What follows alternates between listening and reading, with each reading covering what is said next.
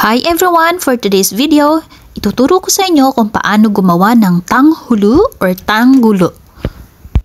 Pinaka-simple lang itong gagawin natin at sundan nyo lang yung gagawin ko.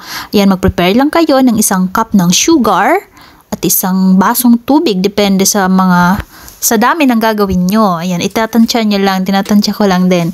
Linisin nyo yung mga fruits nyo, kung anong fruits ang available sa inyo. Yung sa akin ay strawberry at grapes. At pagkatapos ay tutuhugin nyo lang ng ganyan, arrange nyo lang sa naayon sa gusto nyong design. Yan, sa akin, tinanggalan ko lang siya ng ganyan, tapos tutuhugin ko lang hanggang sa matapos yung dami ng gusto ko. Kahit anong prutas, pwede nyo din gagawin. I-slice nyo lang, tapos ilalagay nyo lang sa stick at pwede nyo rin itong gawing negosyo dyan sa Pilipinas. Kasi sa Pilipinas, pwede tayo magtinda sa sidewalk, mga ganon, kahit saan, kahit sa labas ng bahay natin, pwede tayo magtinda ng mga snacks, ganon. Kaya pwede nyong gawin to. Pang merienda or para sa mga kids nyo, for business, simple lang. At madaling gawin. Sundan nyo lang yung steps. Ayan, natunaw na yung sugar or white sugar nga pala yung ginamit ko dyan. Hanggang sa mag-caramelize na siya, pwede nyo nang ilagay dyan sa mga prutas na tinuhog-tuhog natin kanina. Ayan, kukot nyo lang hanggang sa lahat ay malagyan. Tapos ilulublob nyo lang sa may ice or yelo para maging tumigas yung asukal. Kung wala naman kayong yelo, pwede nyo rin ilagay sa mismong ref.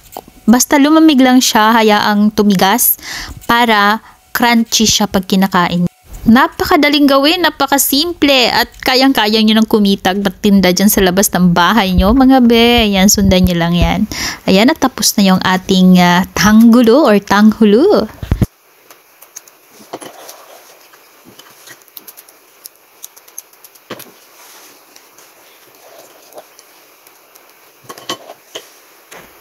Let's eat tanghulu.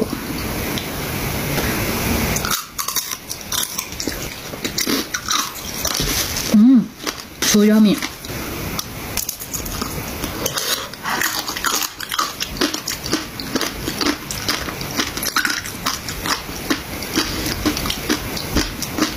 Legit.